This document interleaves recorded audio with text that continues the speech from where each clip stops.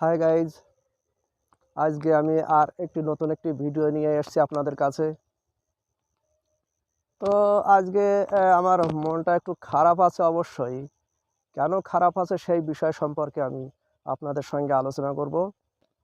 আমি এমন একটি জায়গায় এসেছিলাম, এমন একটি গ্রামে এসেছিলাম যে সেখান থেকে একজন শিক্ষক, হাই স্কুলের শিক্ষক, উচ্চ মাধ্যমিক স্কুলের একজন শিক্ষকের সাক্ষাৎকার নেওয়ার জন্য এসেছিলাম। কিন্তু তিনি বাড়িতে আসেননি। আমি তার ফোন নাম্বার নিয়ে ফোন করলাম। ফোন করলে তিনি আপত্তি জানালেন, বাড়িতে আসতে চাইলেন না এবং আমার কোনো কথাই তিনি গুরুত্বও দিলেন না। যাই হোক, আমি বললাম যে আপনার জন্য আমি 1 ঘন্টা 2 ঘন্টা আপনি যা বলবেন আমি তত সময় অপেক্ষা করব। তবুও সে বলল, না না, অনেক রাত হবে। তাই আমি কি বলবো, খুব নিরাশায়, মানে যে আশাটা আমার ছিল সে আশাটা আমি পূরণ করতে পারিনি। যার জন্য আমি বাড়ি ফিরে যাচ্ছিলাম, তো মাঠের ভিতর নেমেই দেখি ফুল ক্ষেত। আমি বলছি, না, আমি এই ফুল ক্ষেতে দাঁড়িয়ে একটি ভিডিও করে আমি বাড়ি চলে যাব। শুধু শুধু না গিয়ে দর্শকদের জন্য কিছু উপহার আমি সঙ্গে করে নিয়ে যাব। তো সেই আহ, ইস- তো যিনি স্কুলে শিক্ষকতা করেন, যার কাছ থেকে আমি ভিডিও নেব বা তার সাক্ষাৎকার নেব ভেবেছিলাম, তার সঙ্গে আমি অন্য একদিন এসে আমি আম, দেখা করে গিয়েছিলাম এর আগে। তা সত্ত্বেও তিনি আজকে আসার পরেও আমি ফোন করলাম, ফোন করলেও তিনি আম, কিছুতেই আমার সঙ্গে দেখাও করতে চাইলেন না। তো এর পিছনের দিকে ফিরে যাই।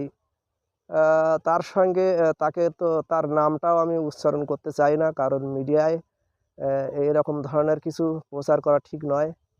কোন স্কুলে চাকরি করে সেটাও বললাম না। তো এটাই বলছি যে সে আমার সঙ্গে পড়াশুনো করতো, আমরা এক স্কুলেই পড়তাম।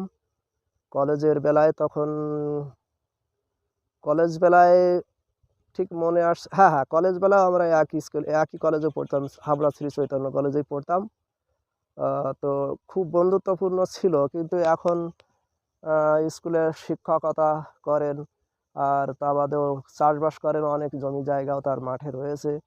আমি লোকমুখে শুনলাম তিনি স্কুল থেকে এসেই, বাড়িতে এসেই খাওয়া দাওয়া করে মাঠে চলে যান, জমি চাষবাস করেন। উম, যাই হোক, তিনি আমার সঙ্গে সাক্ষাৎকার দিতে চাইলেন না। আমার খুব খারাপ লেগেছে, আহ, যার ফলে আপনাদের জন্য শুধু শুধু না ফিরে গিয়ে একটি ভিডিও উপহার দেওয়ার জন্য আমি ভিডিওটি তৈরি করছি। আপনারা কমেন্ট করে জানাবেন কেন তিনি যে আমার সঙ্গে দেখা করতে চাইলেন না।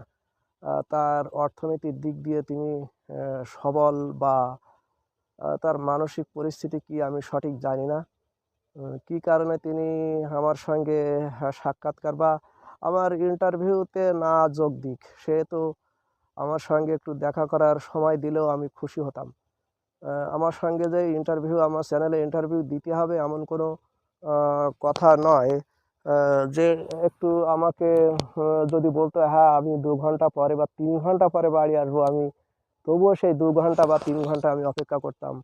রাত হলেও আমি রাত্রে ওনার কাছ থেকে আমি ভিডিও নিয়ে যেতাম, যদি তিনি রাজি হতেন।